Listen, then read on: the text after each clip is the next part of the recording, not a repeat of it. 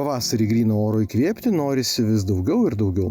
Tačiau būna taip, kad savame kieme tą gryną orą nustelbia, švelniai tariant, ne pats maloniausias kvapas. Iš kur jis sklinda, savo ar kaimyno nuotekų valymo įrenginio, čia jau kita tema.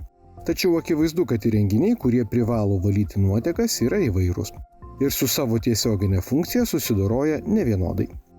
Kai įrenginį renkiesi, pardavėjo prašoma kaina dažnai būna vienas svarbesnių pasirinkimo kriterijų.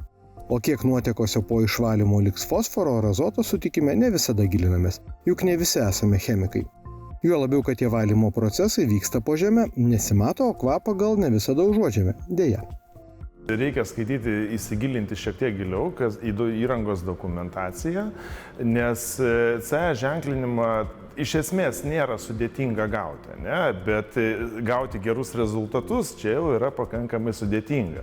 Ir Lietuvoje taipogi yra, manau, kad ateityje bus pakankamai didelė problema, nes klientai susimontavę nuotekų valymo įrenginius, jie žiūri tik tais, kad būtų CE ženklinimas, bet jie nežiūri, ar įrenginys efektyvus. Ir rezultate už tuos nuotekų valymo įrenginius yra gaunama parama, o nuo šių metų reikia atlikinėti tyrimus, ar iš tiesų jūsų nuotekų valymo įrenginys yra efektyvus ir ar jisai iš tiesų veikia kokybiškai. Apie kokybę šiame reportaže užsiminsime nesykį. Įrenginys turės užtikrinti švaresnę ateitį ne vieną dešimtmetį. Jis tiesiog turės dirbti paprasta akimi nematomą darbą, o tie darbo rezultatai turėtų nekelti rūpesčių šeimininkams. Jeigu įtikinome, papasakosime, ar tokius įrenginius sumontuoti yra sudėtinga. Pats įrenginio montavimas nėra sudėtingas. Dažniausiai įrenginio montavimą atlieka per vieną darbo dieną.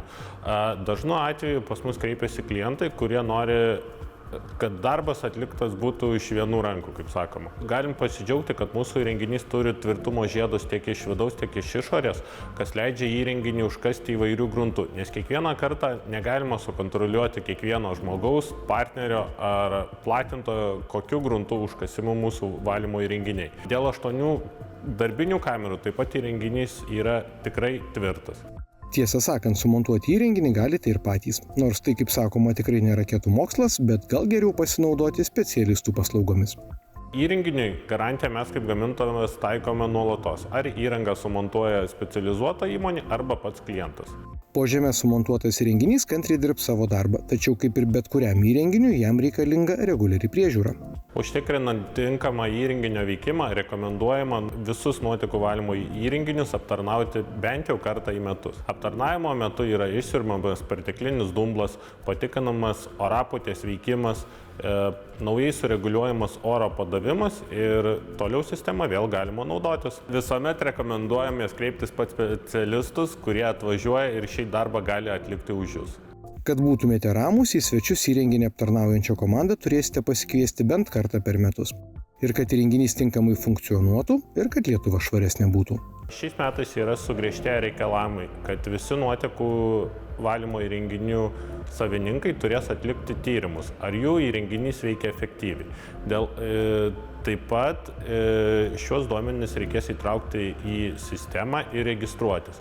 Dėl to rekomenduojama visuomet nuotekų priežiūros darbus atlikti specialistam, kurie jums pateiks dokumentus, kas buvo atlikta valymo įrenginiui. Visi atliekų tvarkytojai, kurie užsiima šią paslaugą, turi nuotekas priduoti į centralizuotus nuotekų tinklus, kurios yra toliau apdoromos. Tai patvirtina visuomet nuotekų pridavimo dokumentai. Kaip pavyzdys, fosforo likutis valytose nuotekose 5 mg ir bendrojo azoto valytose nuotekose turėtų likti mažiau kaip 25 mg litre.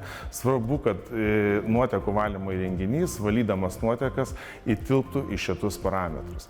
O dažnu atveju tai, kas vyksta Lietuvoje, tai, kas yra Lietuvoje, tai ypatingai atvežtiniai įrenginiai, tai dėja, bet jie nepraeina šitų nuotekų tvarkymo reikalavimų. Chemijos pamokas kai kurie mūsų laidos žiūrovai gal ir yra primiršę. Tačiau pavasario gaiva tikrai skatina galvoti apie tai, kas dovanoja pozityvą, švarą ir tvaresnę ateitį.